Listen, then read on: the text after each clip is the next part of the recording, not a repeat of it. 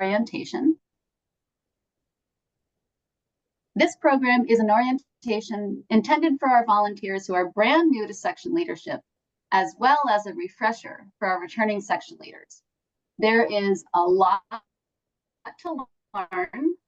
We certainly don't expect you to walk away with all of it committed to memory, but we're hoping the really salient points you can take with you, and then the items that might be most relevant to what you anticipate doing this year, what your responsibilities are, that those items will speak to you and be more on top of mind.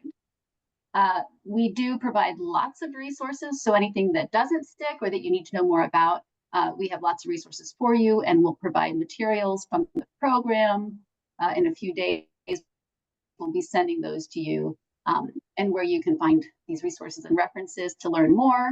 And as always, my team is ready to assist you at any time. So, and if we don't have answers, we will find them for you or find the right person to contact. So please don't hesitate at any time to reach out for assistance. So I would like to introduce my team to get us started. And I'm including all of us in the member services and engagement team because we do work very closely together. Sections is one part of that larger team, but we really do collaborate quite a bit across the member services and engagement team.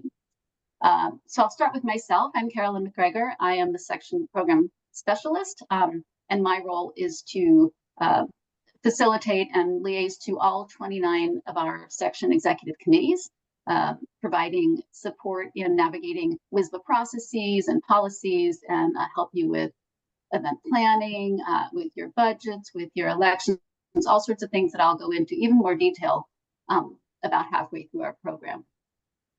And then I'd like to turn it over to my teammate, Noah Betke. Good morning, all. I'm Noah Betke. I'm the sections program coordinator. I am Carolyn's right hand. I do a lot of the website stuff. I proctor the elections for executive committees. And I'm just general here to answer questions if you have any. Vanessa. Hi there. I'm Vanessa Sweeney. I'm the program coordinator with the Member Services and Engagement team. I support Carolyn and Noah sections and do some behind the scenes things, and I work very closely with Shell, Member Engagement team. And that leads us to Shell. Hi, everybody. Thank you so much for joining us. My name is Shell Gigax, and I am the Member Engagement Specialist in our MSET, or Member Services and Engagement team. I work very closely with our Washington Young Lawyers Committee, the STAR Committee, new member education pieces that tie over, as well as our sections, and mainly involved in our Young Lawyer Liaison to Sections program, which we will talk about a little bit later today in your reorientation. I'm very happy to see everybody here, and I hope everybody takes away something very positive and very helpful from today's presentation. Thank you, Carolyn. Thank you so much, Shell. So you'll be hearing a good bit from my team about the second half of the program. Right now, I'd like to introduce Kevin Platchey, who's the Director of Advancement, hopefully for some positive words about your contribution to WSBA. All right. Well, thank you, Carolyn, and good afternoon, everyone, and welcome to the orientation. It is great to see such a turnout today. We have a great turnout, and that is so wonderful. So to start, anytime I have the privilege to get in front of our section leaders, I always want to start with a huge thank you for your dedicated service, not only to your particular sections, but to the Washington State Bar Association and to the Washington legal profession as a whole. As you all are probably aware, section leaders and section members are some of the most engaged members of the bar. So among all 29 of our sections, approximately 9,000 of our members belong to one or more sections. And across the sections, they account for about 15,000 section memberships. And as executive committee members, you are the epicenter of each of your sections and the driving force behind the extraordinarily important resources, programs, and benefits that you provide to your members. And the work each of you do on your executive committees directly benefits not only your section members, but hundreds of other WSBA members who attend section programs and CLEs on a regular basis. And I say that only to make it clear that all of you have a reach that goes well beyond your section members into other WSBA members who also take advantage of the resources, programs, and benefits that you all provide. So as we move into the program today, you will be receiving a lot of information about the ways that WSBA can support you in carrying out your important duties as an executive committee member. But before we jump into it, I want you to know that all the staff at WSBA, and particularly the WSBA CLE and section staff, are here to partner with and support each of you in the development and delivery of the vital programs and resources that you provide to your section members and to other WSBA members at large. And so as you learn more about the ways in which WSBA can support you today, please know that we are all in this together and we all have the same goal. And that goal in my mind is for each section to succeed in big ways. Because when the sections succeed here at WSBA, the entire profession reaps the benefits. And so thank you again so much for all you do for our members and for the legal profession in Washington. And so with that, I will turn it over to Tara Nevitt, our Executive Director, and to Sunitha Anjavel, the current President of the Washington State Bar Association. Thank you. All right. Well, thank you so much. My name is Tara Nevitt.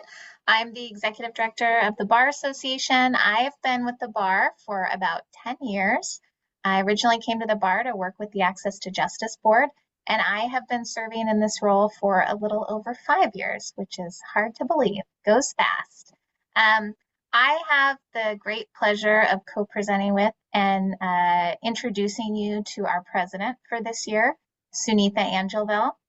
Sunitha joined the Board of Governors in 2021 to represent District 1, and she was elected by her peers to be the president for this year. And as a bonus, she got to start a little early when our prior president left to run for political office. So Sunitha jumped in early in a very, very challenging, unpaid role that takes up a lot of time. I do want to say about Sunitha, I'll invite her to tell you a little bit more about her approach to her year as president, but I did want to say about her, Sunitha has had a wide-ranging career. She started in legal aid in Canada. She's done criminal defense work. She currently has a solo family law practice. And I think I have found Sunitha to be brilliant, kind, and a very values-driven leader. And I think you will see in her leadership that she really has a passion for the legal community. And she's really focused on making sure that everyone in the profession feels welcome, feels a part of it, can thrive, and ultimately, in order that we can serve the public well, because I think that's her other passion, is making sure that the legal profession is serving the public well. I do also want to point out that Sunitha is our first woman of color to serve as president of the bar and the first South Asian woman to be president of any bar in the country. So without further ado, I will turn it over to Sunitha to tell you a little bit more about herself and her sort of theme for the year. Thank you so much, Tara, for that amazing introduction. Hello, everybody. I also want to echo Kevin Platchy's shout out of gratitude to all of you for being here. All of you are giving perhaps the most precious thing all of us have in life, which is the gift of time. And you are giving up your time to take on leadership roles in your sections, which is just an amazing thing for the profession and for the members that you represent. the theme of my year is building community consensus and collaboration in the legal profession. And as I speak at this presentation, I really feel the sense of collaboration that exists. One of the incredible joys of being a volunteer, and I started out as a member of the then diversity committee, and that was my path towards getting involved with the Board of Governors.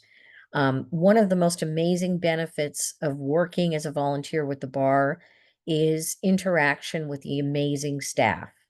And I think you're all going to find as you proceed forward in your roles that we have a staff that is just top notch, very knowledgeable, very informed, very willing to work with groups and individuals. And so it's really, my theme is building collaboration. I have to say, from a staff point of view and from an executive leadership point of view, the collaboration is already there. You just have to show up and interact with staff, and they will always be there to help you. Another aspect of your service that kind of ties in to the theme of collaboration is that as section leaders, you also will have a liaison, two liaisons actually. One will be a staff liaison, one will be a Board of Governors liaison.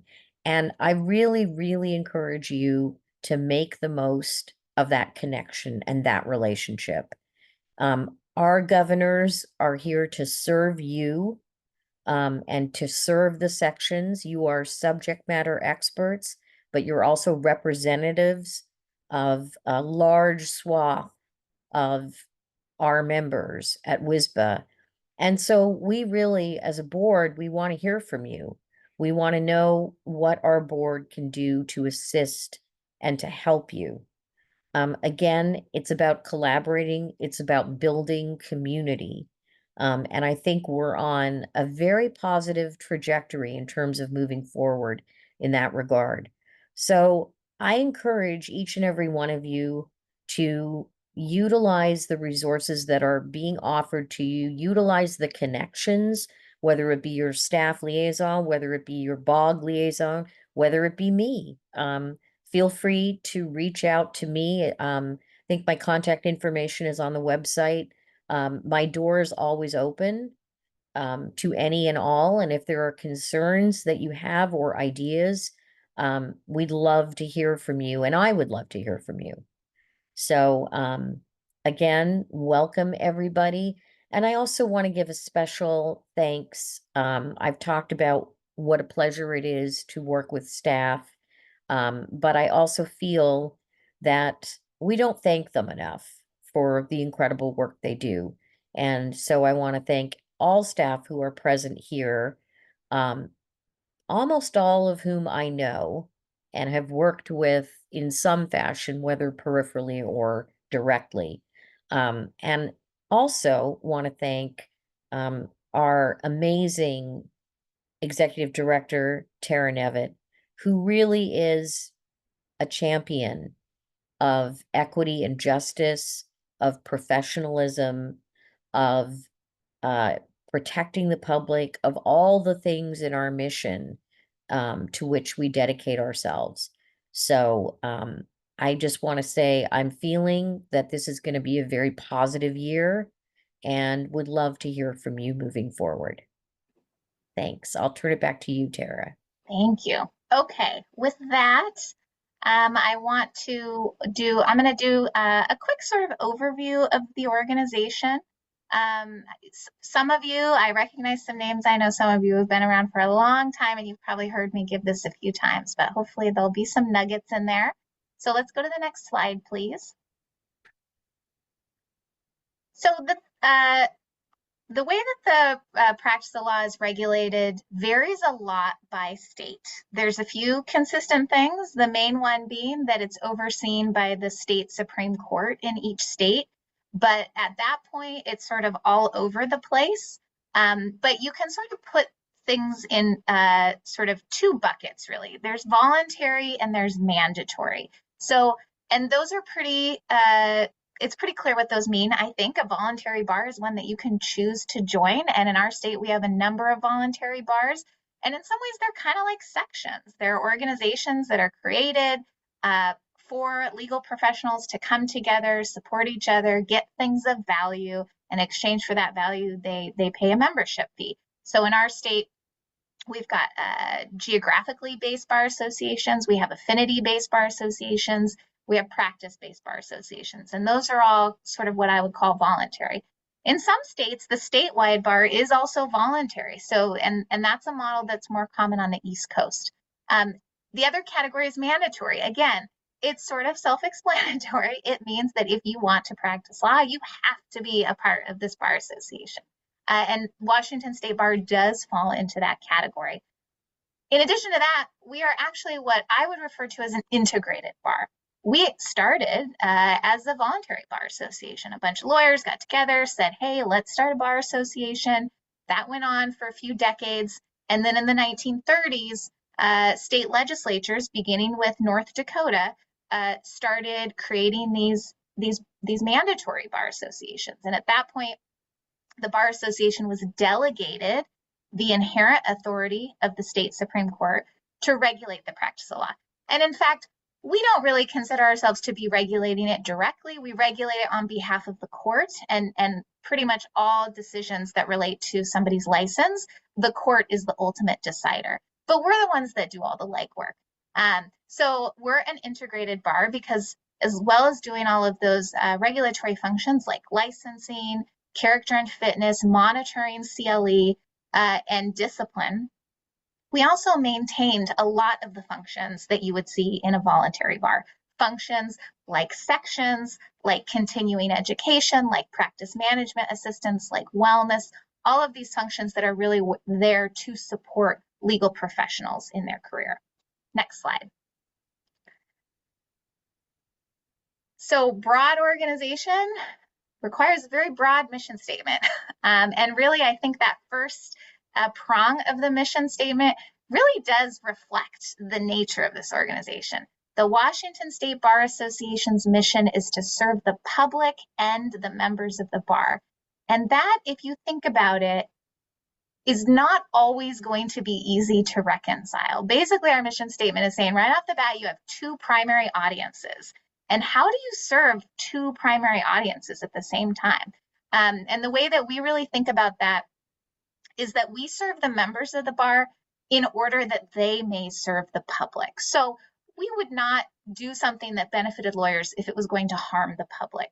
And what we really focus on when we think about the types of support and education and services that we want to provide to legal professionals, we want to provide those things that are going to make them excellent lawyers, that are going to make them healthy lawyers, that are going to make them happy lawyers and legal professionals, because ultimately that's what's going to protect the public.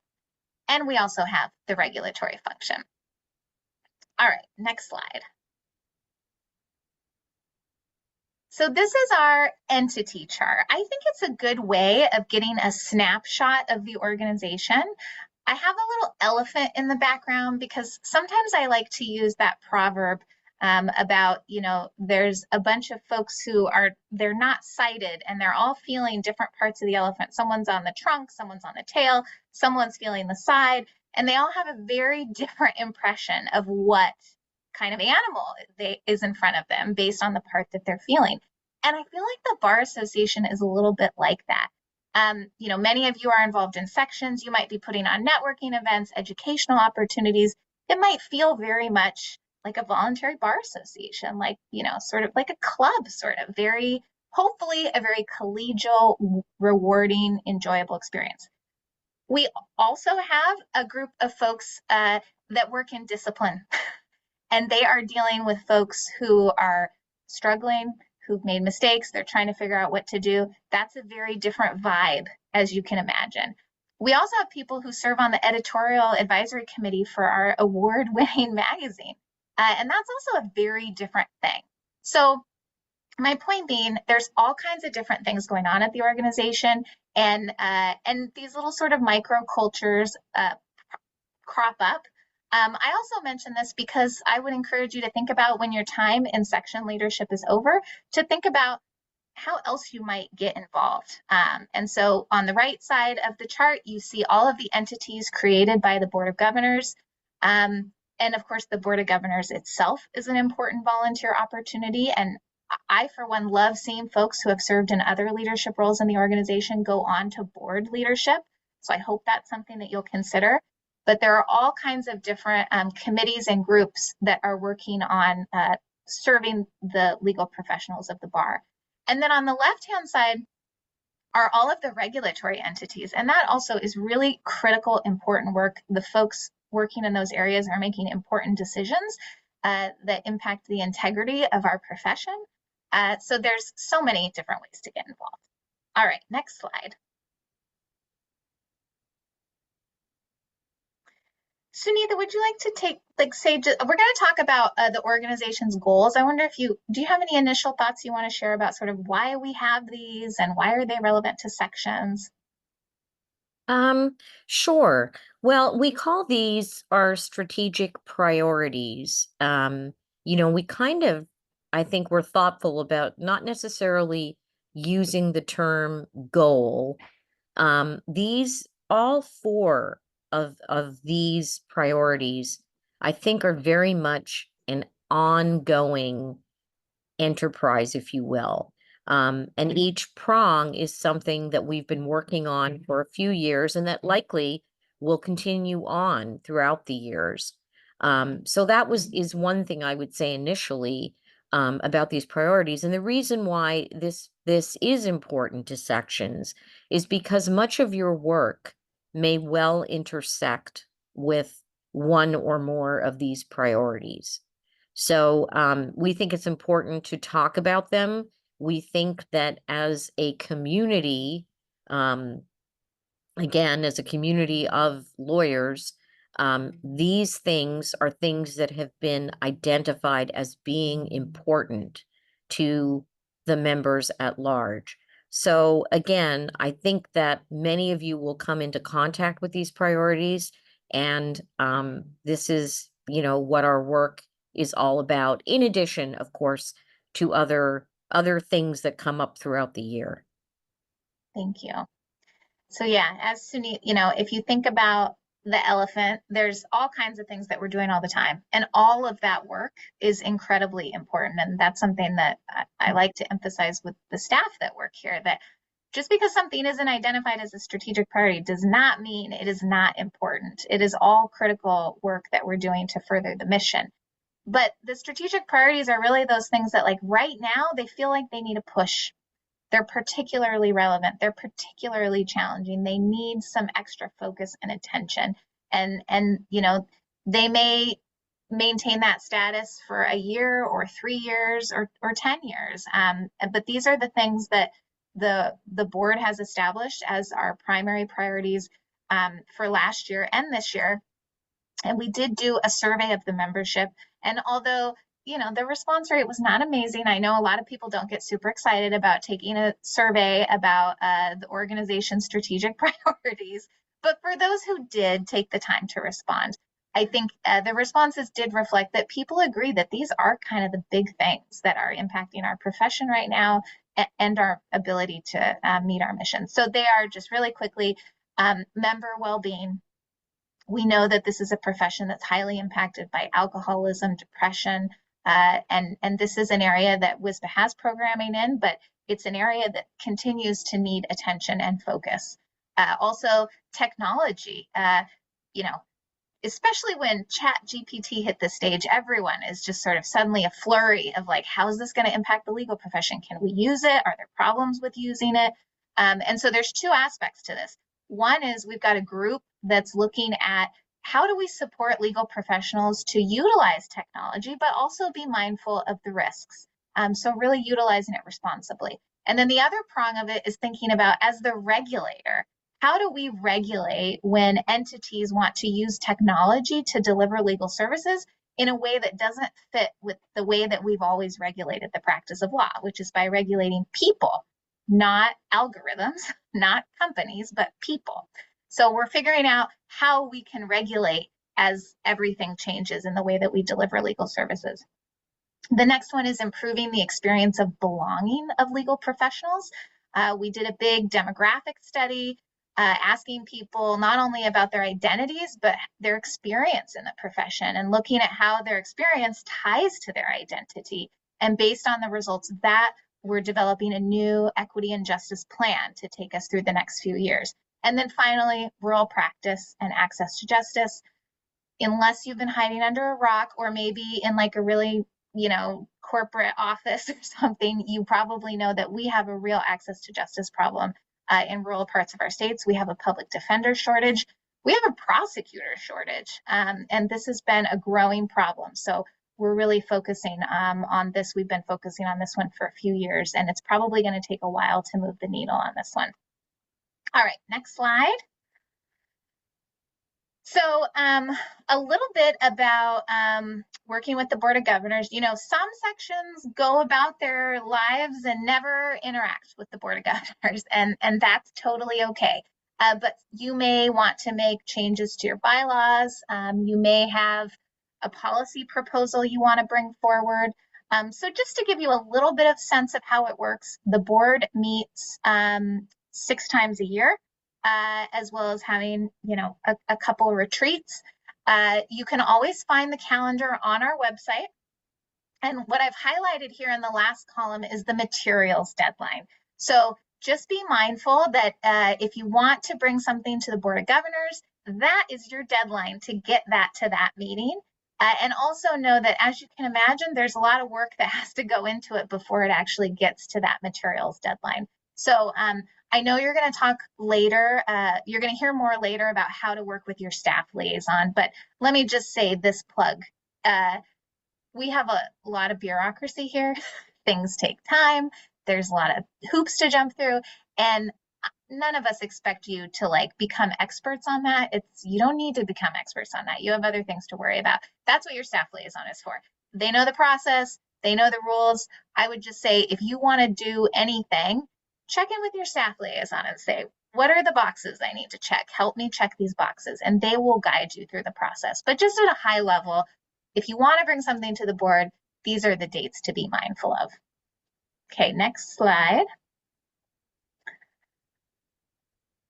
Okay, so the next 3 slides that we'll go through sort of slowly are just to make sure that you are aware of who your BOG liaison is. And I know, Sunitha, you already touched on this, but I just want to see if there's anything more you wanted to say about working with your BOG liaison, what they should expect, etc. Sure. I mean, I really, of course, it's true that, if you don't want to get involved with the Board of Governors, that's fine. But I would invite you to look at it as the fact that you are representatives of your sections, and there may very well be issues that you want to address that your section members have an opinion on regarding anything that WSBA's doing. And frankly, even if, maybe especially if your section members don't agree with some policy or some decision, I really encourage you to reach out to the BOG liaisons and to communicate, because it's important that we receive differing opinions. It's important that we receive opinions from you, because you are the subject matter experts of the area of law that you represent.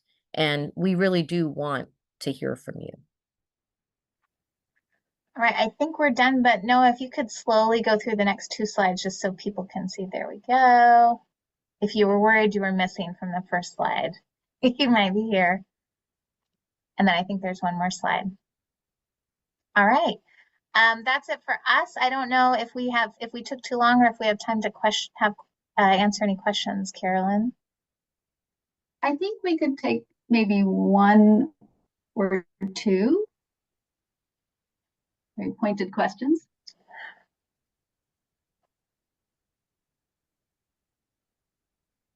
Okay, and you can always, of course, follow up with us if a question comes to mind, or I think directly with Chair or Sunitha. Thank you both for joining us today. I really appreciate your time. And we will be moving on to Lisa Amatangel. Associate Director for the Office of General Counsel. And she'll be speaking on court rules and WSBA bylaws.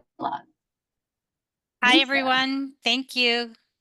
You hear me okay? Great. Good afternoon, everyone. Lisa Amatangelo with the Office of General Counsel. We have about 15 minutes to cover 2 court rules and 2 WSBA bylaw articles relevant to sections. And we'll close with how OGC in connection with your liaisons may support you and your section during the year. So a few key points to convey during the presentation. First, that sections are part of the WSBA and therefore subject to WSBA bylaws. Second, that WSBA is a public records agency. We'll get into this in detail. To keep in mind that your communications with the bar may be public bar records. And finally, that OGC is part of the effort coordinated by your liaisons to support you and your section's work throughout the year. So probably best to hold questions to the end if we're short on time or you think of a question later. I'm happy to coordinate with Carolyn and provide additional information or clarification as needed. So next slide. As I mentioned in the presentation, we'll address 2 court rules and 2 bylaw articles. First is General Rule 12.2 regarding WSBA purposes and activities. This rule identifies purposes and activities that WSBA is specifically authorized to engage in and a few that are prohibited. Second, GR 12.4, again, that's WSBA's public records policy, which includes relevant definitions and procedures. Third, our open meetings policy is in WSBA bylaws, Article 7, Part B. And finally, WSBA bylaws, Article 11 regarding sections. There are 12 parts to this article, and I'll highlight a few regarding section designation, membership, bylaws, and executive committees. So on the next slide, you'll see a bit on GR 12.2, where the preamble states that WSBA carries out administrative responsibilities and functions expressly delegated to it by this rule and other Supreme Court rules and orders enacted or adopted to regulate the practice of law, including the purposes and authorized activities set forth in 12.2A and B, and also excluding the activities identified in Part C that we'll get to on another slide. There are 11 purposes and authorized activities listed in Part A, including many things that sections strive to achieve and do achieve. For example, fostering competence, professionalism, and collegiality among members and administering legal education programs. On the next slide, 12.2B has 23 specific activities authorized for the WSBA to engage in, including number 1, to sponsor and maintain sections whose activities further the purposes in Section A, and number 17 in the list, to maintain a legislative presence to inform members of new and proposed laws and to inform public officials about bar positions and concerns. On the next slide, 12.2C, the WSBA will not take positions.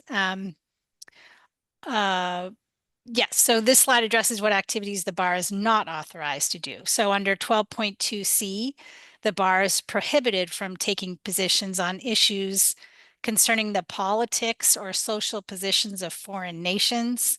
The bar is prohibited from taking positions on political or social issues which do not relate to or affect the practice of law or the administration of justice. And the bar is specifically prohibited from supporting or opposing in an election candidates for public office. Getting into 12.4 on the next slide, so having to do with public records, this is WSBA's public records policy.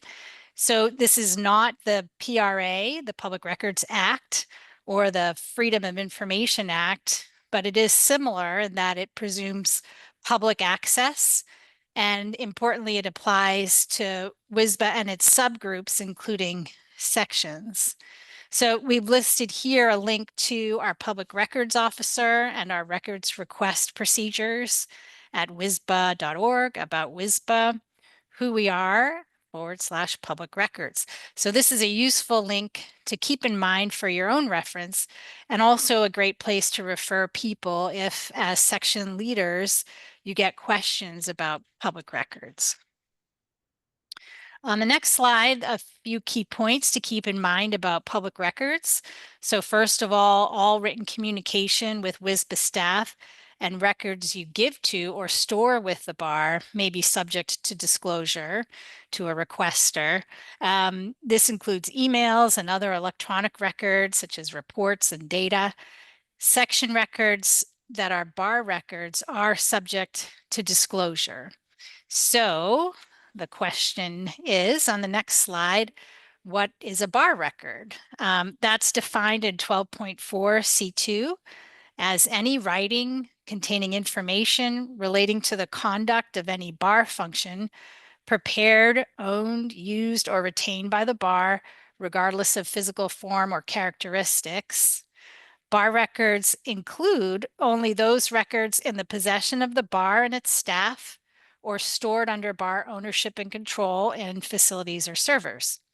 And then, as you see in the next definition, writing is far more than handwriting, typewriting, or printed words. It includes photos and every other means of recording any form of communication or representation in paper, digital, or other format. So think of voicemail, chat messages, calendars, videos, notes. This is pretty much anything besides live, unrecorded communication.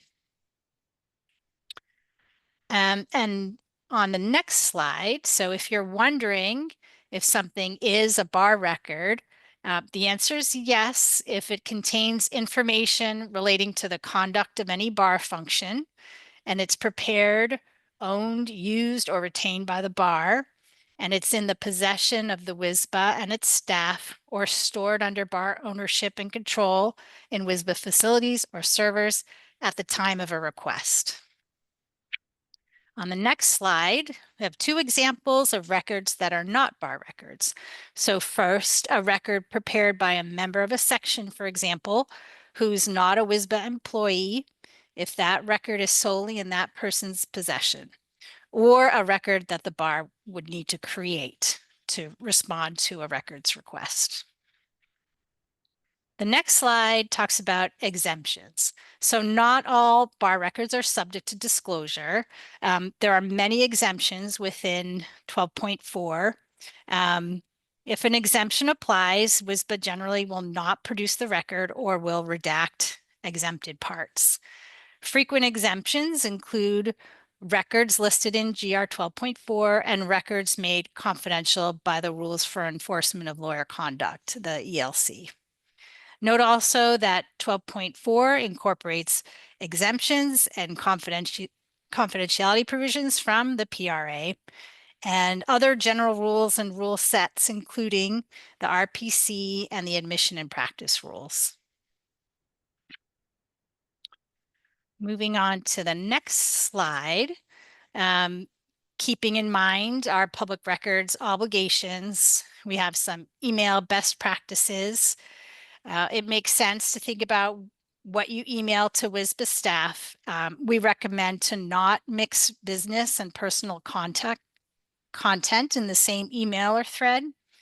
Also, to consider whether email is the best medium for your communication. In some instances, for example, a phone call may be preferable. And finally, to be aware of public disclosure requirements in your work setting.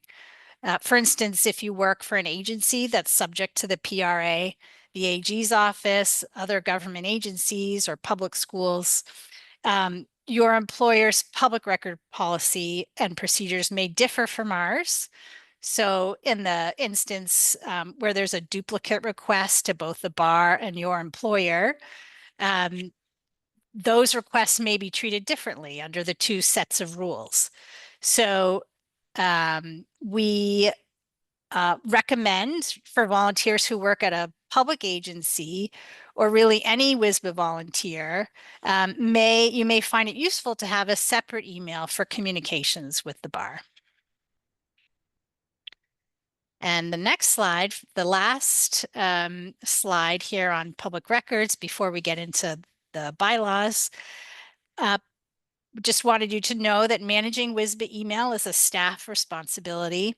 As to email coming into the bar from a section member, the first or only WSBA staff recipient is responsible for handling the email in accordance with WSBA policies and for destroying it when it's eligible for destruction. And the retention period, by the way, is determined by content. As to email going out of the bar to a section member, the WSBA sender is responsible for its handling and for retaining or deleting as appropriate. Again, not the section member. So that's all for public records.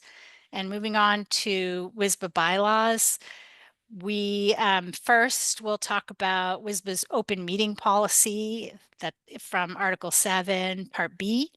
This is not the OPMA, the Open Public Meeting Act, but has the same goal of transparency for members and the public.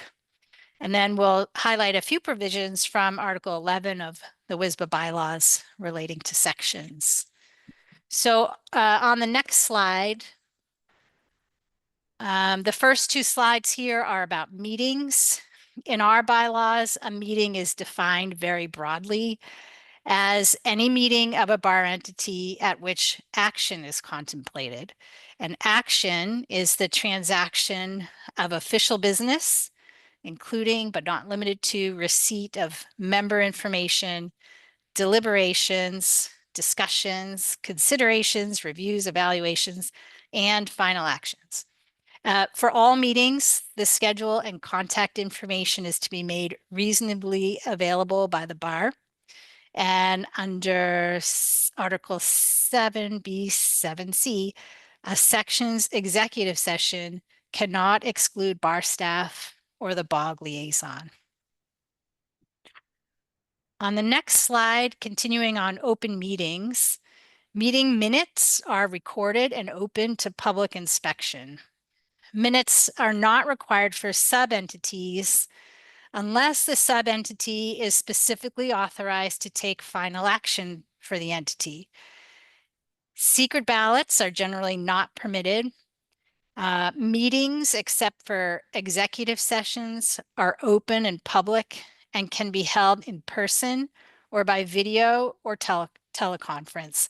And an exception to this, or an addition, is that during the legislative session, executive committee meetings about legislation can be by email. And on the next slide, we get into Article 11 about sections. A few things to note here. The designation in Part A provides that sections are entities of the bar created and tasked to carry on the work of the bar and further their purposes as defined in individual section bylaws. Part E states that sections are subject to all bar bylaws, policies, and procedures. In addition, each section must have bylaws that are consistent with the bar bylaws. And also in section C now, inactive members can be voting members of sections if permitted by the section's bylaws. And lastly, I think our last slide here, OGC services and support. Wrapping up, if we have, moving on, there we go.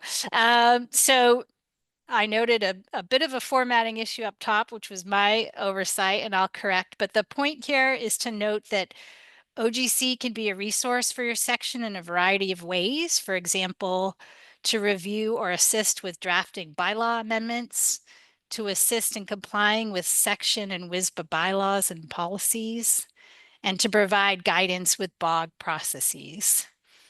OGC also provides for sections and others contract and newsletter review And if there are other ways for us to support your work during the year, we're glad to do that.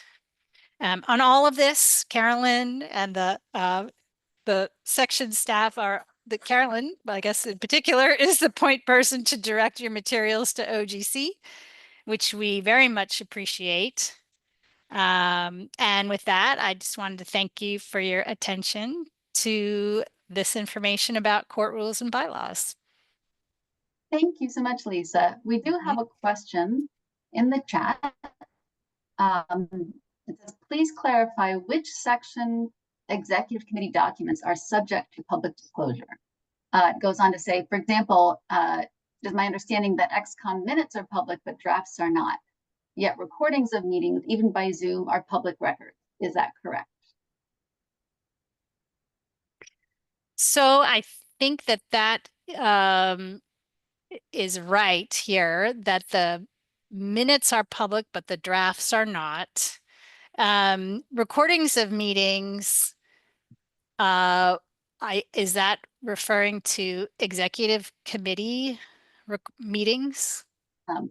Mel, do you want to speak to that? Sorry to put you on the spot. I had to unmute myself. Yes, that's executive committee meetings, but I presume it would apply to an entire section meeting as well if there were an annual meeting. So right? I'm not so familiar with the handling of recordings, sort of what occurs between the event and the creation of what would be considered, you know, the final recording of that meeting. So I would need to look into that to give you a solid answer, unless if there's someone online who knows offhand, welcome to pass it to you. And in the meantime, I'll just make a note of the question so I can be sure to reach back out. Thank you.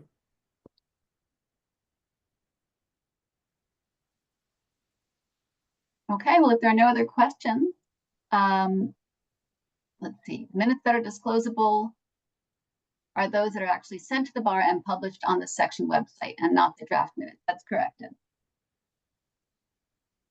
Okay. Well, again, if any other questions come up, I'm sure you can reach out to Lisa directly, or you can reach out to me and I'll pursue answers for you. So always available. Thank you again, Lisa. And we are going to move right along. I know we have a lot to cover, so apologies for the quick tempo here, but I think it's all important to cover. We're moving on to partnering with WSBA CLE, and I'm going to hand this over to our education program leads. Two of our three are here today to present, and that's Rachel Mott and Sally Romero. Good afternoon, everybody. Thank you very much, Carolyn, and thanks to all of you for being here. I recognize a lot of your names. We have partnered to put on programs in the past, and really nice to see all of you here today. I'm Sally Romero, as Carolyn said, and I work primarily with sections in their programming. My colleague Rachel is also here, and she works with many CLEs and with Legal Lunchbox primarily. If you don't know what that means, we hope that you will after our session. Next slide, please. So we want to talk today about who we are, how we help you, what you can expect from us, and the different types of programs that we can help you put on. I would like my questions, if you have any for me, during my presentation. And Rachel, I think it is the same for you. So if you have questions, please just pop them in the chat or unmute yourself and feel free to talk to us directly. Next slide, please. So lots of you probably recognize some, if not all of these names. Our boss is Shanti Raghu. You've probably partnered with her to put on some programs. Our colleague Karen Duncan also puts on what we call WSBA Presents programming. As I said, Rachel does others and I do others. We want to help you put on the programs that you want. If you don't remember who does what, whom you should contact for what, contact one of us. We'll get the ball rolling and we will put you in touch with whoever you need to be in touch with. Okay. Just know that we all are involved in CLE programming. We are all dedicated to helping you. We will get things going. We ask just that you contact us as soon as you can. Rachel, if you want to take it from here, please. Sure, next slide, please. So the reason we partner with sections, I think it goes back to the mission statement of protecting the public and supporting our members. Something I tell people a lot when they ask what I do for a living is I say I hand the microphone to people that are smarter than me. And that is truly one of my favorite parts of this job. And that is basically what we look to you for. You are the subject matter experts, and you are going to help us advance those missions of protecting the public and supporting our membership by putting on programs that are relevant and that are going to make our members better practitioners. So that's basically layman's way of saying what's on the current slide. Next slide, please. We have volunteers from all over the world work with us. Because we do a lot of our programming online, you can log in from anywhere to either attend a CLE or present a CLE. So this is just a short list of countries where people have either logged in from or where we've had presenters log in from, and it's we're pretty proud of that. Next slide, please. And here are just some just a really short amount of comments. We do an evaluation after each seminar. We are required by APR 11 to do that. However, it is really wonderful to see positive comments after a seminar, and something you can look forward to when you and your section are putting on seminars is just all the thank yous you're going to get afterwards. You don't always get thank yous for all the work you do, but CLEs are one of those projects where you will definitely see the positive response and the positive effects pretty shortly after and during the project. So these projects can also be really rewarding for you to really feel like, I did something good during my time with this section. Next slide, please. And thank you, Randy. Randy put a comment. Mini CLEs have been great for our section, both to serve our members and to share info with the public. And I can't agree more with that. It's really fun. Okay, I think this next slide is still mine. Okay. It looks like we have some animations. You can just throw up all of these bullet points. What we're going to show here is the different kinds of CLEs that WSBA puts on. We have a lot of different portfolios, as we call them. What you'll see in italics is section CLEs and mini CLEs. Those are what you all are going to be involved with as sections. But we also have some other portfolios that we want to make you aware of. And these are just some of the highlights from those. The difference with your CLEs is often they are focused on specific practice area issues, maybe more advanced things than we would put for, our new members, which we try to keep at a 101 level, updates to developing areas of law and things like that. So if you have any questions about any of the other programming we put on, let me know. The other thing you need to know is that the section CLEs and mini CLEs is where you are financially implicated, and you'll be getting financials from those programs. And next slide, please. So we have a lot of different program options. We have for the section CLEs, you can have a half-day CLE, about 4 hours of credit, full-day CLEs, multi-day CLEs, and you can also have mini CLEs, and mini CLEs are 2 hours or less. So the big difference is not just length, but also who does what. So section CLEs have a little bit of a different level of support from the WSBA staff. versus mini CLEs. We still support you in many areas, but who does what basically changes based on how long your program is, and also how the revenue is split is different based on how long your program is. Okay, next slide, please. We're going to compare these side by side. Another thing I wanted to add about, why choose a full day versus a half day versus a mini. There's a lot of reasons. One thing I've seen happen with mini CLEs a lot is someone said, oh, I know a speaker who's coming into town in a couple of months. I'd really love to have them, but it's not enough time to plan a full day CLE, right, with that person. So maybe you might just want to do a short CLE with them. But of course, most of you know that sections have big annual events like mid-years, and that really serve more than just a CLE purpose. They're also networking, and you also might have meetings during those days, during those weekends. So there's lots of different options for you, and I think it's time to hand it over to Sally to give a little more of a side-by-side comparison. Thank you, Rachel. So we have this table for you that we hope is helpful, really spelling out the difference between the two.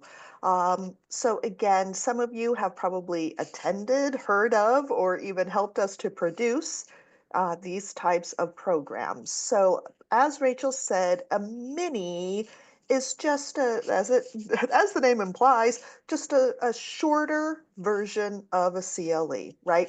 2 credits or fewer. You can also do a half day, a full day, or a multi-day. Neither is good or bad, better or worse, just depends on what the section's needs are. A half day is typically 3 or 4 credits. A full day is closer to 6, maybe even 7. And then a multi-day is typically held off-site, and by off-site I mean at a resort or a hotel or a convention center, and it's usually 2 or 3 days, and it's closer to 10 or 11 credit hours. So, excuse me. So just completely different in terms of how many credits. However, lots of similarities that I do want to go over. One of which is for either one, either the full or multi-days or the minis, WSBA sets up the registration for you. We also submit to MCLE for your accreditation, and we report CLE credits for attendees for whichever model you choose. So just want to be sure that people are clear on that. Sorry, and then the timelines are also different, and I want to point that out. So you'll see, since they're longer, obviously we need more time to plan a half full or multi-day, and you just need less time typically for a mini. Now, again, I want to go back to what I said at the beginning, which is we want to make things happen for you. That's what we're here for. So if you have missed these cutoffs, be in touch with us anyway, right?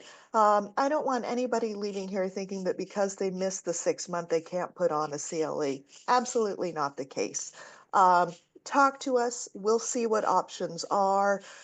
Please know we want to help you out. So be in touch with us as soon as you can. And like I said, we will see what we can do. Next slide, please. I actually want to, let's skip 2 slides. Thank you.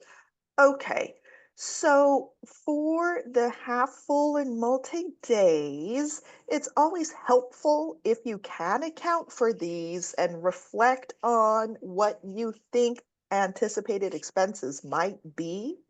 So that's going to be, for example, if you have an in-person program, we reimburse people who present, people who travel. Sometimes if the section wants, you can reimburse their expenses. So there are expenses that go into these, of course. We do ask that you consider those when crafting your budget. But again, if it didn't make it into the budget and you decide that you want to do one, we'll talk. I don't want that to be a barrier for putting on a program. So again, we're talking 6 months out, if and as you can. That's really when we begin the planning process. You, as the chair, if you're looking to chair a program, will work with me or with Karen or with Rachel to develop your topic and the theme and the agenda. And then if you are the chair, you will recruit faculty. If you're interested in serving as faculty, you can expect for a chair to be in touch with you or a member of the WSBA to be in touch with you. So that happens 6 months out. 3 months out, that's when we really begin publicizing the program in earnest and start thinking about, not thinking about, when we start posting it on our store page and open up registration. Next slide, please. So there are lots of dates that go into planning a program. And this slide is not meant for you to memorize or remember. I just want to give you an idea. You will get this timeline from me. This very clearly spells out who's doing what and when.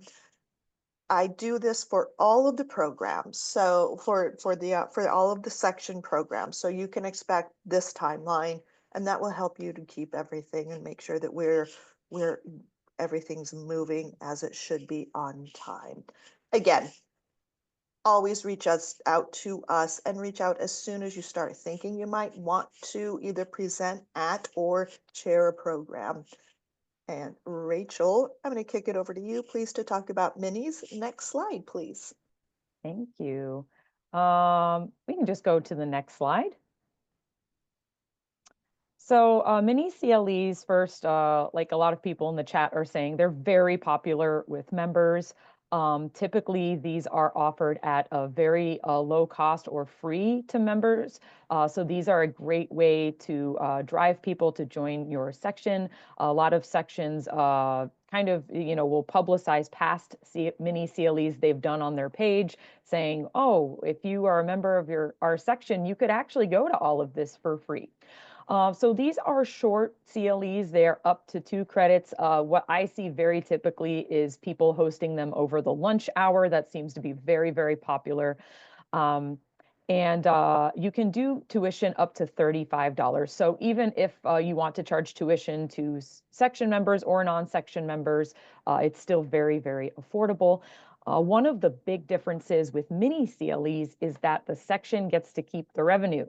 But because of that, the WSBA is doing a lot less, I don't want to say a lot less. I think I still help a lot. However, in terms of things like running the event on the day of, and that includes sign-in if it's an in-person event, coordinating with the presenters, letting the presenters know where to show up or where's the login, letting the presenters know the course materials requirements and collecting the course materials. The section does more of those things.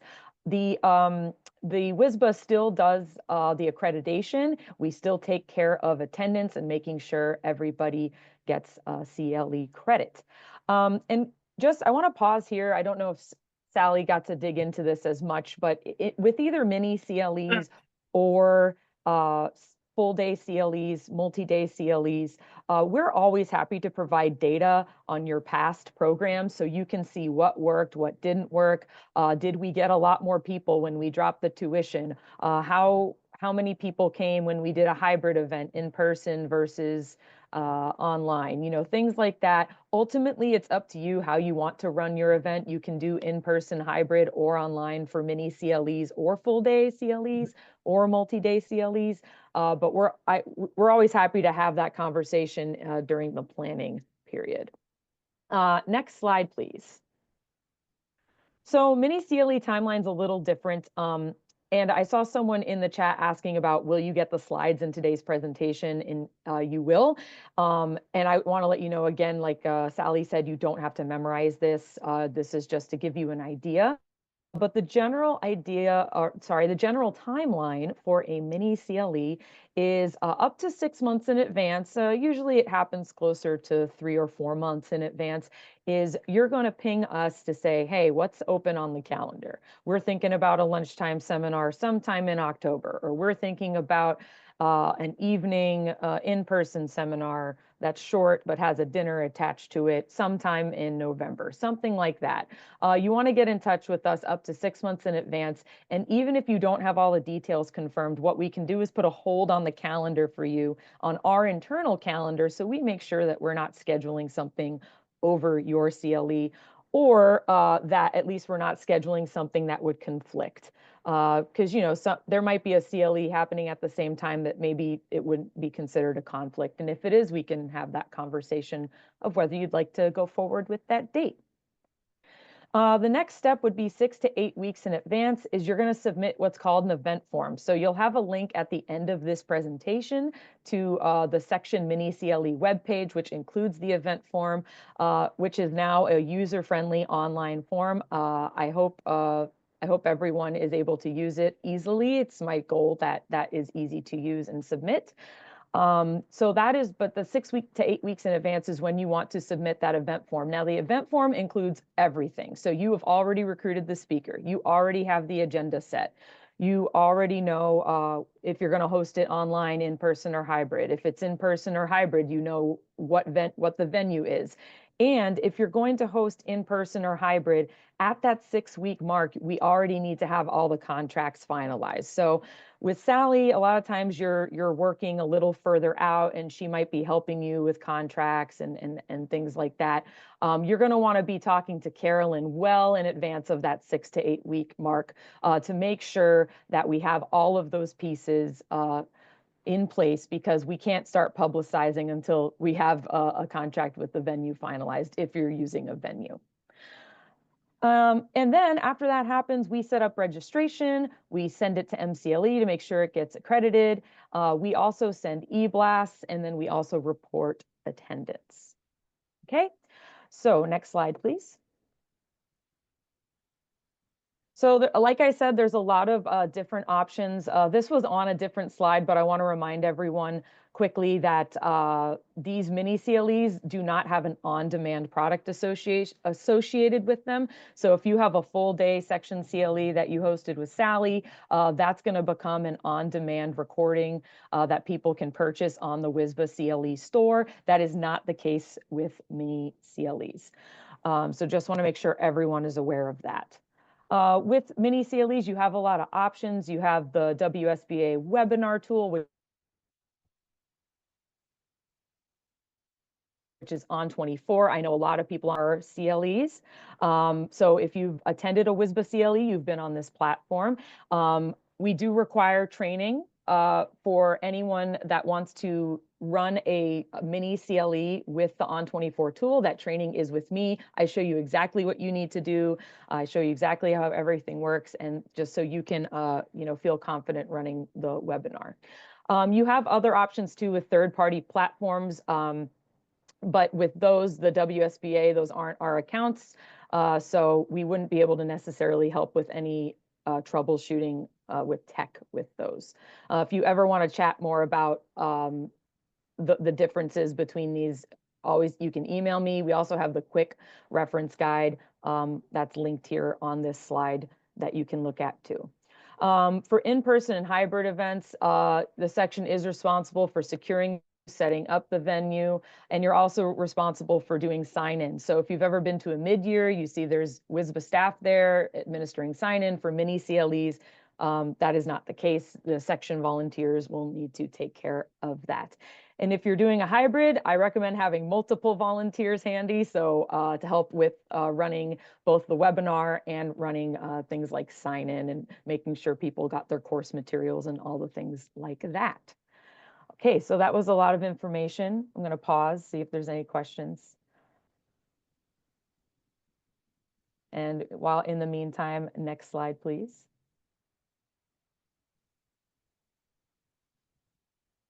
I think that might be the end of our presentation. It is, So, yes. I'm sorry. Oh, I was going to say, I just wanted to pause. I definitely tried to speed through my material because we're running a little behind on the agenda. But I want to pause, see if there's any questions, and also just want to emphasize everything that's been said already. We're here to help you. Email one of us. We'll figure out where it needs to go. As soon as you're thinking about having a CLE of any kind, get in contact with us. We support in so many different ways. There actually might be a lot of work you don't need to do. That's another great reason to get in contact with us early to save you some work. But if there aren't any questions, I'm happy to hand it over to Sally for any additional comments. Kevin. Well, I don't have a question, Sally. So if you, I just want to make a comment and talk a little bit more about the revenue piece of it for folks. Sure. But if you've got something, if you've got more to say to wrap up, I can go after at the end.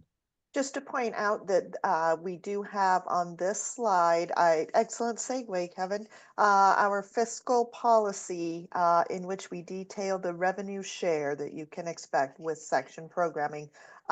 Please check that out. And Kevin, yeah, go ahead and speak to that now. Thanks very much.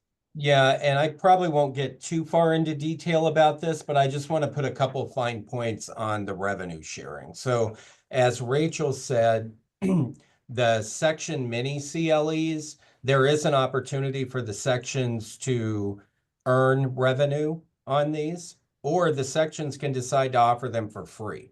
There are very little cost associated with doing a mini CLE. I think they mentioned it's like if you want to use the webinar platform, it's $100, and there's a small fee for accreditation, but they're pretty minimal. So any fees you charge are kept by the section. So if you charge $15, you get 100 people, you get to keep the revenue. For the other piece, the fine point I want to make is it's a little more complex accounting process for it, but there is an opportunity to split the revenue 50-50, the net revenue from a day-long, multi-day CLE. The other thing is the section, when you're budgeting for a CLE, especially a half day or a full day, WSBA, the point I want to make is that WSBA CLE covers the cost. So the cost to do the CLE are wrapped up in the program costs. So, and then the revenue is split after the indirect and direct costs associated with the program are minused out. The other point I want to make, though, is, and this is probably for sections who are concerned about whether the costs would be covered on a CLE, we've got the fiscal policy set up so you don't have to worry about that. If you're doing a full day or a half day, and for some reason the program doesn't cover the cost, WSBA CLE absorbs those costs. They don't get passed along to the section. So if you're thinking of doing a full day or a half day and you're a smaller section and you're concerned about, oh, will this make money or will it not make money? You don't have to worry about that. You can do the CLE. If it makes money and it covers its cost, that's great because you'll get to share in that. If it doesn't, WSBA CLE will absorb those costs. So I just wanted to put a fine point on that. And hopefully that makes sense. But and so I'll stop there because we've got a lot more to go through. But if you've got questions about how the fiscal policy works, I suggest you reach out to me or Deshanti Ragu, the education programs manager, because we've got the details on how to really flesh this out with you and to help you understand the nuances of these fiscal policy sharing, the fiscal policy sharing policies. So, or the revenue sharing policies. Let me get it right. So I just want you to know that generally, hopefully that was helpful. But if you need more information, please reach out to us. And if you don't have the contact information for me or Shanti, I'll put mine in the chat. Just reach out to Carolyn and she'll get you in touch with us. Thank you. Okay, thank you, CLE team. Lots of great information. We now have a guest from our communications department, Connor Smith, communications coordinator, and he's going to share about social media options for sections. Hello, everyone. I'm Connor Smith. I'm communications coordinator here at the State Bar, and I currently run our social media channels. That includes Facebook, Twitter, and LinkedIn. If we can go to the next slide. Yeah, so currently we're active on 3 channels. We also have a YouTube as well, but that's not as used. So primarily LinkedIn is our focus currently. We found a lot of success with that. Our audience grows pretty strong week over week. I would say a lot of, I'm sure as you're aware, a lot of attorneys are on LinkedIn.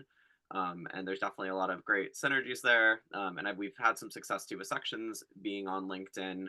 And then we also are on Facebook, and we're still on X. That's not as used primarily anymore. It's the kind of scopes changed a lot. But these are our primary communication channels that we like to use for social media. I will go on to the next slide. So currently, a couple years ago, we revised our social media policies, and we were able to include doing a new contract and guidelines to include sections if they'd like to join social media. So our most recent addition was litigation section, which we're very excited about. Currently already, we just started the page like a month ago. They've posted a few times about some upcoming programs, and if you can, you probably can see on there they have about it's like 60 followers, which is pretty strong for just starting the page. We were able to do some email communication for them as well, which is really great. And so, yeah. And then also we have the taxation section, and then yeah, we move on to the next slide. Yeah, and then also for Facebook, we have, so this is before our social media policy was created a couple years ago. So now we're the ones who set up the accounts. So if you were interested in joining LinkedIn, that'd be something I would help you set up with, and we'll get to that in a bit. But there's a couple sections that are already kind of grandfathered in. So we do not run these pages or have really access to them, but it is wonderful to see these sections active on social media. Environmental land use is a really great example. They also have a wonderful blog, and then they've kept their Facebook very active for years. And so same with the Lo Bono section, and that's kind of the screen grab. They update pretty frequently. So these are really great examples to follow in terms of like what a section's doing on social media. And if your section was interested in joining social media, I would say these are 2 of the lead ones, especially for Facebook.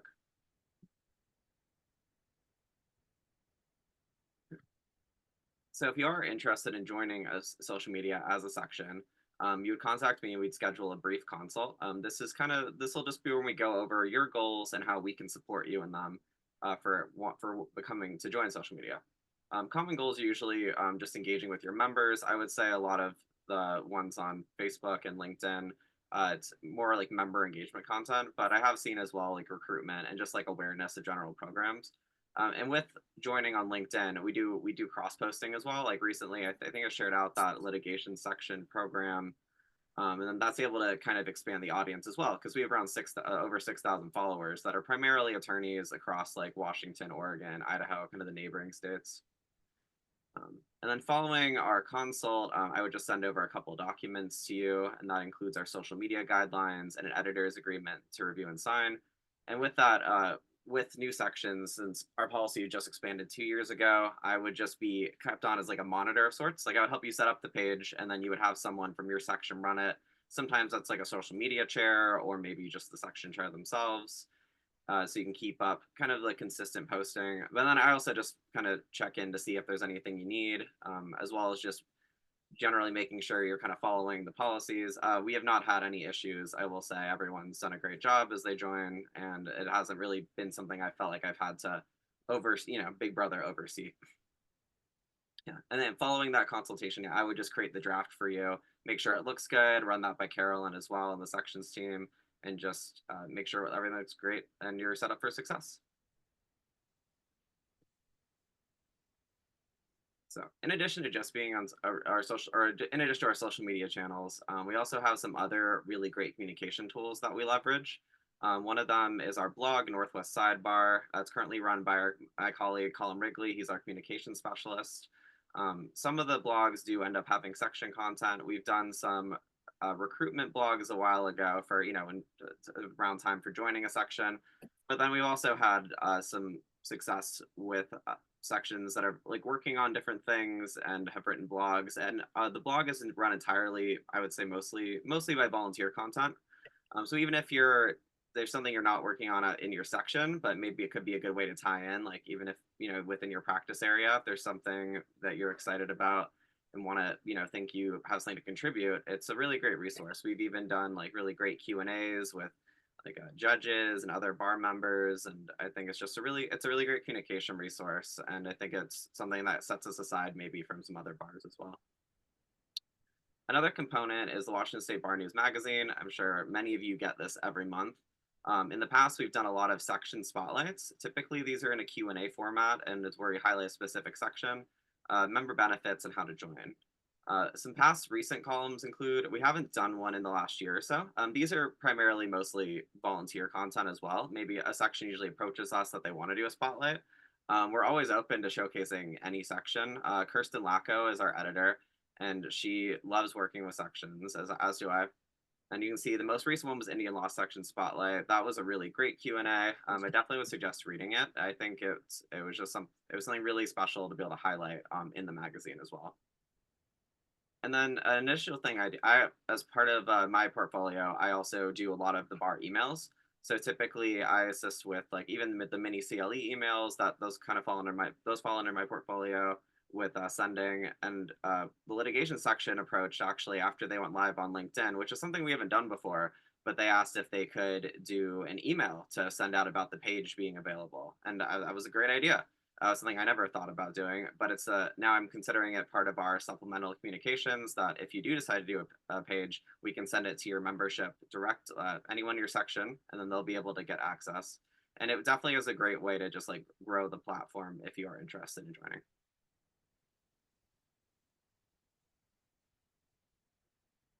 We can go to the next slide. I don't know if it might be questions. Next slide. Are there any questions for Connor? Okay, thank you so much, Connor. I'm sure we'll have folks interested in getting in touch. So we're in the last leg, the last final stretch of this program. And I'm thinking maybe it'd be good just to take a moment to stretch a little bit. I know I'm gearing up to present this last bit, so maybe a couple of deep breaths and just a stretch. And if you need to turn off your camera, or if it's already off, and just stand up a little bit. So we can get ready to take in the last chunk of information. So, and it's going to be busy. So, okay. So we're at this sections, resources, and best practices portion of our program today. Again, there's a lot of information, and I would say, the overarching message is reach out early and often, because so many of the resources we have and the way that we can assist you is better served if we have more time. So that's kind of the most important message to take away, I think, from this portion. And sections at WSBA.org, Carolyn M at WSBA.org. Those are primary message there. But you can see we're going to cover a bunch of things in a short period of time, just to give you kind of a touch into these different resources and areas. Next slide, please. Okay, so related to that, I just want to go over the role of your staff liaison, in this case, myself, and the sections team, and how specific ways that we support sections and specifically executive committees. So my role, I attend executive committee meetings, partly to be there to answer questions, but also to learn about what you're doing and potentially step in and be able to be a little proactive and put you kind of on the right course as far as how much time to put in, budget considerations, things like that. So in that way, I provide guidance about navigating WSBA and the policies and processes that are required, so that you don't have to pay attention to all those small things as much. You can focus on your content and your area expertise. I also assist you with contract review, drafting, and getting review and signatures for memos or memorandums of understanding and letters of agreement, and even helping you navigate which of those is appropriate for which situation. I work with the executive committees on bylaws amendments and project proposals and navigating the process for those. Also coordinating budget-related requests and arranging payment for your different activities and expenses.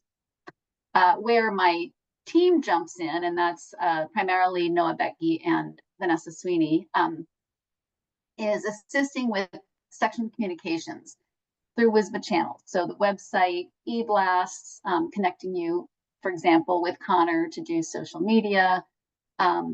If you're looking for support with publicity for an event, we can even, help you with a flyer or things like that. So communications, helping you with the navigating the newsletter review process.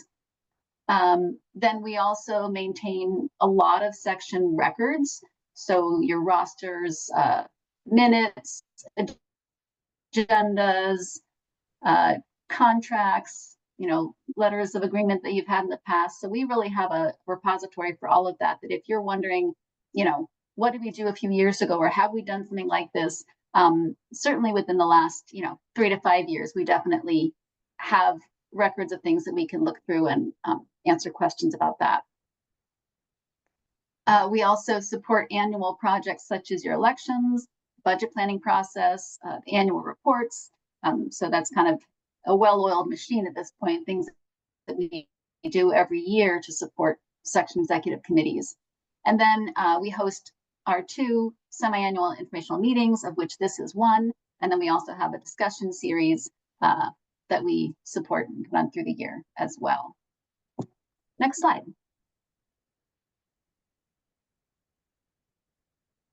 Okay, so I thought I'd talk a little bit about event planning and provide just kind of the overview of what you might be thinking about in the different stages of putting on an event and the ways that you might pull me in. So when you're in your concept stage, you're thinking about, why are we doing this? What is it going to look like? What's the format? Who is it for? How much is it going to cost? And what is our timeline? Next slide, please. So your purpose, think about what your goal is. What are you trying to achieve? And then the types of events, generally, or things that sections have covered, have been executive committee meetings and retreats, annual meetings for the entire section, receptions, networking socials, mini CLE programs, full days, and accompanying receptions and networking events that are related to a longer program, a longer CLE program. And then think about who is your audience. Your budget. Do you have enough? Think well in advance of the last minute. Have you designated enough funds for this event when you did your annual budget? And if not, what's the next step for that? How do you get approval to use unbudgeted funds if that's what you would like to do? If you're finding that there's a good rationale for adjusting your plans, then there's a process to go through to be able to use those funds. It's not a terribly complex process, and I can certainly help you through that, but it is something that you may need a little bit of time for. You may need to take a vote with the executive committee. So you just have to be aware of that, in advance of your planning. And then, as always, plan ahead. Allow lots of time if possible. As Sally was saying for the CLE portion, when you have an idea and it's something that you want to bring to fruition, we can always try to do it. So you don't want to squash any ideas, but if you're able to do a lot of your planning earlier in the year, it allows for us to really make your events more robust and successful if we have a little more time. But we're always wanting to try to make something happen. If you're short on time and you've got a great idea, you've got people ready to jump in, please do still consider it. Next slide. Then we're in the planning stage. And we're thinking about who you're partnering with, if anyone. The contracting, where will it be, what's involved?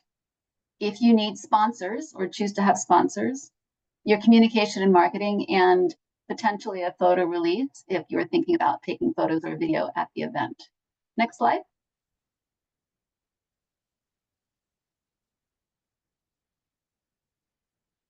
Okay, so thinking about who you might be partnering with early in the planning stage allows time to work out any details with them, to come up with any letters of agreement, to just fully kind of vet what's involved and make sure everyone's on the same page. And there may be more time needed for that. So that's, the sooner you can identify those, the better. When doing contracting and payment arrangements, there's a number of considerations. I'm going to get to that in the next slide. It has its own slide. You want to be thinking about logistics. What are your needs? Is it hybrid? Do you need extra technical support? Are there additional costs that come with your AV needs and that type of thing?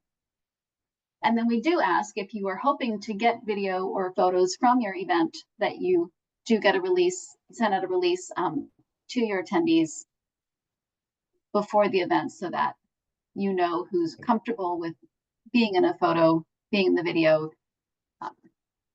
So be thinking about that in advance as well. And then communication and marketing. How can WSBA help you with this? And what are the various ways that you can get the word out? And then if you're going to be using a logo, there's an extra process there. We are constantly upgrading and updating our logos and our graphics. And so you may have something from a previous year that was approved and ready to go. Please don't assume that it's just as good this year or the next year. We do want to take a look at it and make sure it's as up to date as possible and the resolution is good and all of that. And then once you've used it in your materials, we'll just want to take a look at it again and make sure that everything is compliant with GR12 and that it looks as good as it can and just as long with our WSBA branding and that type of thing. Next slide, please.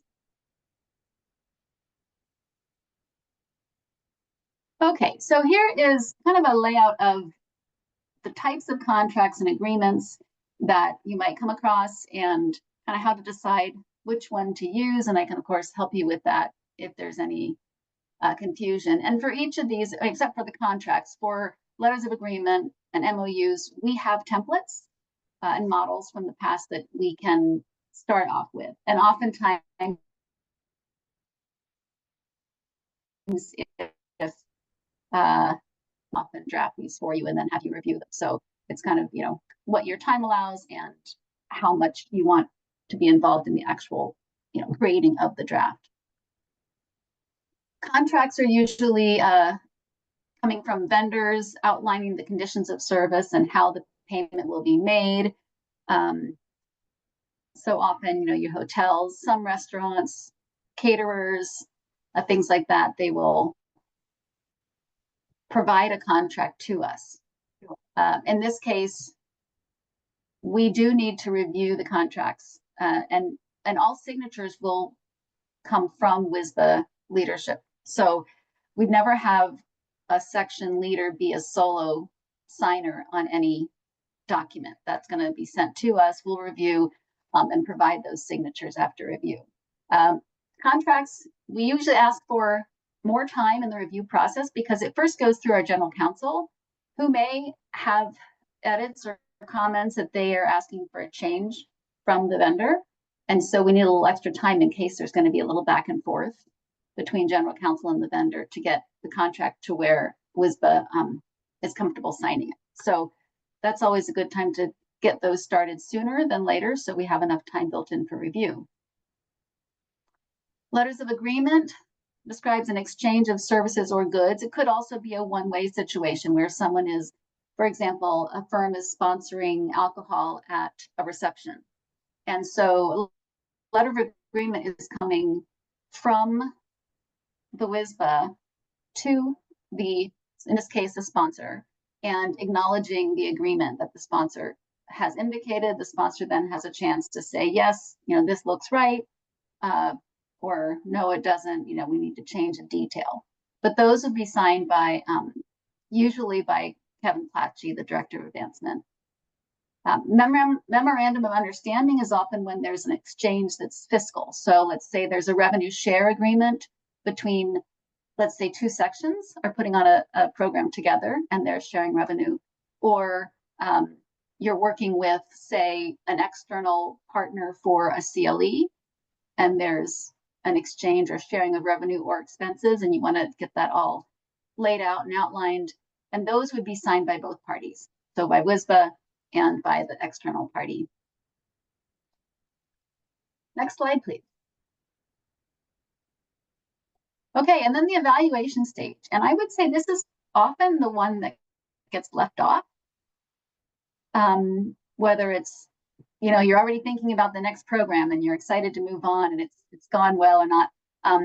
Strongly recommend having a debrief, getting feedback from your stakeholders, from your section members, and finding out what worked, what didn't, kind of making a record of that, because anytime you don't have to reinvent the wheel, or anytime you have something you can build off of and what worked, it's a great way to just have more efficient processes in the future, and also to share those notes with next year's executive committee. Oftentimes, the rollover of personnel can be quick, and so any support you can provide your next executive committee, I think it would be much appreciated.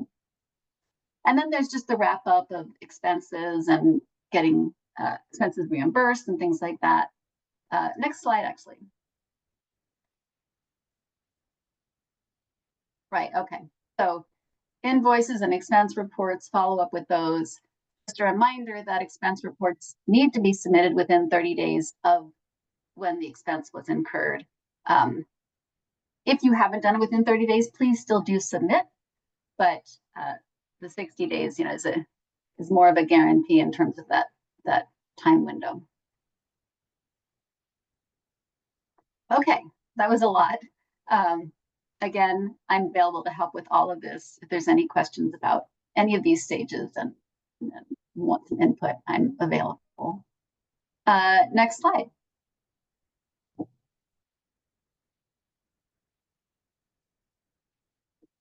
Okay, project and program planning. So this is another way that I can be of support to you and help you navigate these processes.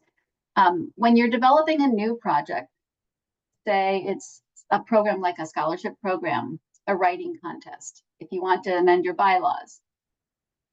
If and when you pull me in early, I can be of help specifically by providing templates and models that have already been created or used with other sections. I think just in the last few years, we've had a few new scholarship programs where I've been able to provide the scholarship proposal from the first section and say, this was approved, this was reviewed, this is the feedback, and here are the things that you want to include, want to be considering.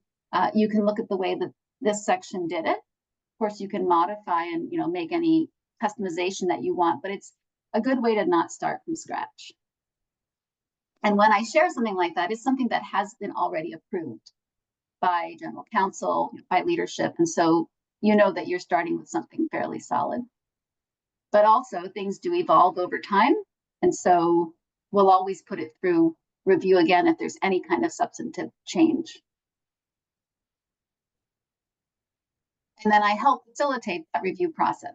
The review process may include oftentimes all of these three things: a legal analysis, an equity analysis, and a financial analysis. So I will navigate that for you, come back to you with any feedback, any comments, help you integrate that. Whether it's something that goes in for just general counsel review, financial review, or if it ultimately makes its way to the Board of Governors, I can help you navigate that process. The other thing to be thinking about when you're starting a new project or a program is, what are the budget considerations before you get too far down the line?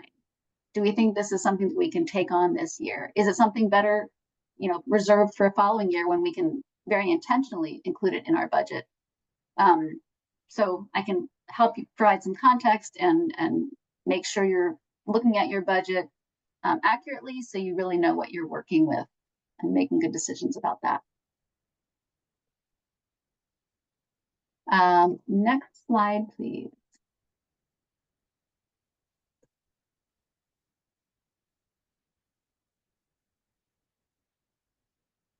And I just want to check, do I have Paris here? Yes, I'm here.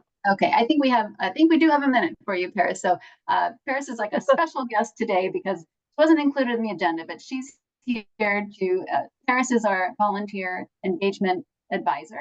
And she's here just to tell us a little bit about a new project coming down the pipeline. Yes, thank you. And I will be, I'll try to be quick here. So as Carolyn mentioned, I'm the volunteer engagement advisor at the Bar Association, and a project I've been working on, because a lot of our volunteers do projects, is the development of a WSBA project guide. And this would create a standard and a process for all of our projects. And the intent is that it can be used for projects of varying scope. So it can be adapted to the particular needs and nuances of your project. And a lot of what Carolyn covered is, great tips and best practices for all the work that you do. And something like this guide could also help kind of shepherd you through some of your ideas and initiatives as section executive committee members. The guide will have accompanying resources to help support the project development process. So we'll provide tools, templates, links to articles that can help kind of add a little more meat to the guide, and some templates that you can refer to. The project guide identifies 7 steps, which sounds like a lot. But it takes you from initial analysis of kind of what is your project, whether it's a new idea that you have or a problem that you're trying to solve or a need that you're trying to meet, and helps you to unpack that a little bit and kind of crystallize that idea all the way through to evaluation. Because of course it's important and sometimes forgotten to take a moment to review your project, to review your event, what worked, what didn't, what can we tweak for next time, what should we be doing differently. A lot of those 7 steps are already being done by yourselves when you're working on your various projects and initiatives, and by other project teams. So it's really kind of putting it into paper and bringing forward that standard approach, that set of standards and best practices. Additionally, we'll also provide resources around kind of typical project workflows. So some of kind of what the CLE talked about. What is that typical workflow for doing a CLE? Who are the staff members that are relevant to that particular area within the organization? Who to contact for what? Tools for stakeholder analysis, project milestones, and implementation. So it's in the development phase. It is kind of available in draft form if there are interested teams or projects that you'd like to use as kind of and use the guide as a draft to help inform your project development. So that's available in a draft form to use. I plan on hosting a focus group with volunteer leaders. So I would invite our section leaders to that focus group discussion as well. And that would be an opportunity to talk more about the guide in detail, and then hear from you about, what your thoughts are on what that guide is, because I do want to make sure that what is finalized is something that is useful for everyone. So be on the lookout for an invitation. I'm planning to hold that focus group discussion, and maybe I'll kind of divide it into 2 sessions in November. And as I mentioned, there's pilot users. So we have some internal teams that are already using the guide. But I do welcome some volunteer teams if they're interested in maybe being a little bit of a tester and a pilot user of the tool. And then the last thing I'll mention is we are in the process of hiring for a project lead role. This role will be housed in the office of the executive director. And the project lead role will really be a resource for staff as well as volunteers in their project development. And that resource can look like project leadership, as the case may be, or as that project has been assigned to the project lead, or providing advice or consultation to help maybe get a project going. So that'll be a great resource for not only staff, but also our volunteers and our entities as well. And when that individual is hired and onboarded, we'll, of course, communicate the process in which you can kind of reach out to the project lead and seek that advice or consultation. So more to come on all of this. And I'm looking forward to hearing from you about the project development guide and, kind of seeing it finalized in hopefully by the end of this fiscal year. So thank you for your time. Back to you, Carolyn. Great, thank you so much, Paris. Sure. Okay, next slide. We're moving quickly into fiscal tips and guidance. Be really quick on this. Next slide, please. Just a quick overview on payment method for section expenses and when you should reimburse or ask for reimbursement, when you should ask WSBA to pay directly. If you are using section funds to pay a vendor for a group meal, venue contract, something like that, we prefer to have WSBA pay directly, in which case you'd pull me in and I will, if you've already arranged something with the vendor, then I can jump in and work with the vendor to arrange for how we'll pay, whether it's a credit card, whether we pay, through a check or direct deposit. So I can get into that process fairly early and take that away from you. We just have that payment happen directly. When to seek reimbursement, that's most often used if you're traveling on section business and you need to get your travel expenses, meals, that type of thing reimbursed, or smaller purchases that are in support of section business. I know a number of sections have a Zoom account, monthly Zoom account for having section meetings, and you pay that, an individual will pay that and then submit for reimbursement. That's a good example. Thank you notes for a CLE, for speakers, that type of thing. So smaller items. If you are approaching something through purchasing and then asking for reimbursement, if there's any question about whether it's, above per diem guidelines and that sort of thing, because we do apply those with reimbursement requests, please get approval in advance, because if you have it in advance, then those per diem guidelines won't necessarily be applied because you already have checked in with us and we know that you plan to be making the purchase yourself and getting reimbursement. But most often, if it's a larger item or it's a group meal, that type of thing, we like to pay directly and take care of that for you. We do have an updated expense reimbursement form as of the last week, and it makes it a little simpler if you have, if you don't have a receipt for something and you need to use what was formerly the affidavit section. There's just one place now to put your signature and indicate that you are following WSBA fiscal policy, that you're not using WSBA funds for alcohol purchase and that type of thing. So hopefully the new form is a little bit more friendly. And then the last thing is just budget considerations and knowing that any unbudgeted expenses in excess of $500 in a certain budget category does require WSBA approval. And again, I can help you with that process and the budget memo and that type of thing. Okay, next slide, please. These are just resources on our volunteer toolbox and the fiscal policy page, and these will be included in your materials. Zip by this one. Next slide, please.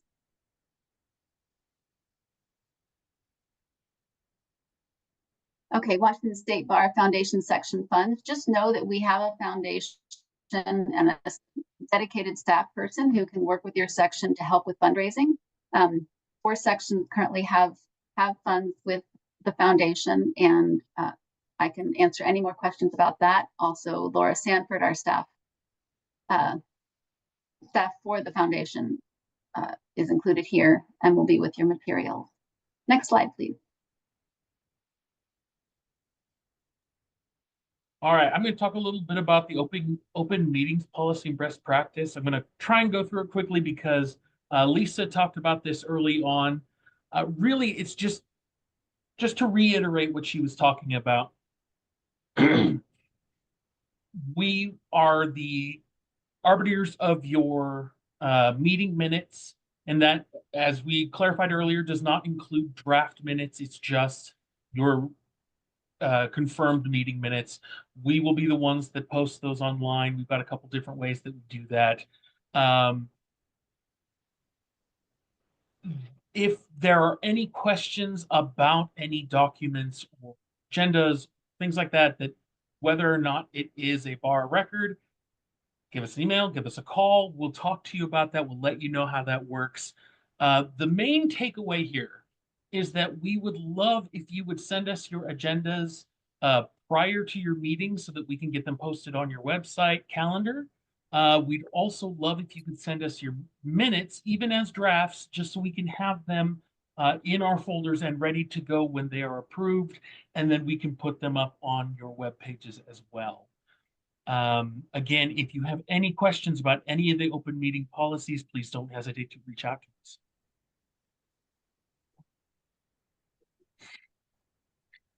The other big thing and I'm just going to blow through this one because I'm sure a lot of you know what this is. Listservs are really important for member engagement. You have access to all your members in one small place or in one simple place. You can send out these emails. So like one of the things we'd like to stress is to see more use of the listservs, not that you aren't using them, but if we can help in this, we won't post for you, but we will help you prepare to post for the listservs. Anything that has to do with meetings or CLEs, any type of event or offering that your section is going to put on, it's a great time to post on your listserv, as well as engaging with other members who also post questions. But we want to make sure that as the EC, you're modeling professional listserv protocol, that you're engaging with the other members you're engaging with them in relevant matters to the questions that are posted, generally regarding your section's activities or your section's practice area. And again, like I said, announcing section activities and CLEs, it's hugely helpful when it comes to attendance and things like that. You want to share info about related events, CLEs outside of the section. You can reach out to other sections to see if they would like to post. If you would like to help us facilitate that conversation, we can do that as well. Again, we won't post for you, but we will help you prepare. And again, just another thing to mention, direct members to updates, new items on your section webpage is a great way to tell them, hey, you want to keep up to date with what we're doing with section CLEs and things like that? Go check out our website. It's going to be posted there, all the information, how to sign up, how to register. So. Thanks, Noah. Next slide, please. The salient point here is that if you are not on the section leaders listserv, please let me know. You should all have been subscribed. It's really important information that we communicate. We also encourage you to use that medium for communicating with each other across sections. But please do let me know if you are not receiving messages on the section leaders listserv. Next slide, please.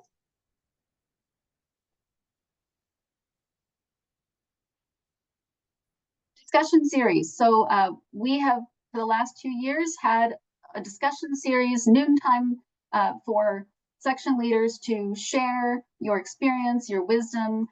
These have often been in the form of a panel where we have folks from different section executive committees who have had some success with different programs or topics who share, and then there's an open period for back and forth and discussion.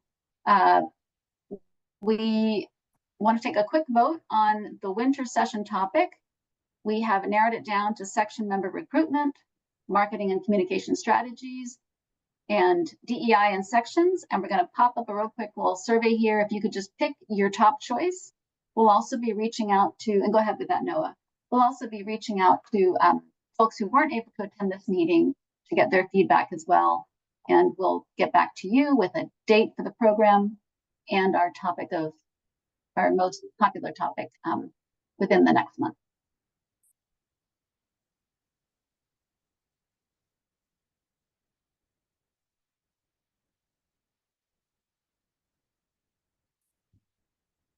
Okay, and while you're finishing that, next slide, please.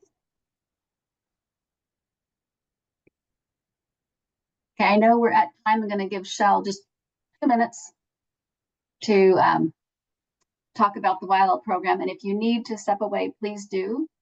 Thank you so much. Hi, everybody. Thank you Shel? again so much for your time today. We appreciate that. And as Carolyn said, if you need to pop off for another meeting or obligation, please feel free to do so. I just want to talk a little bit about our Young Lawyer Liaison to Sections program and provide a little bit of an update.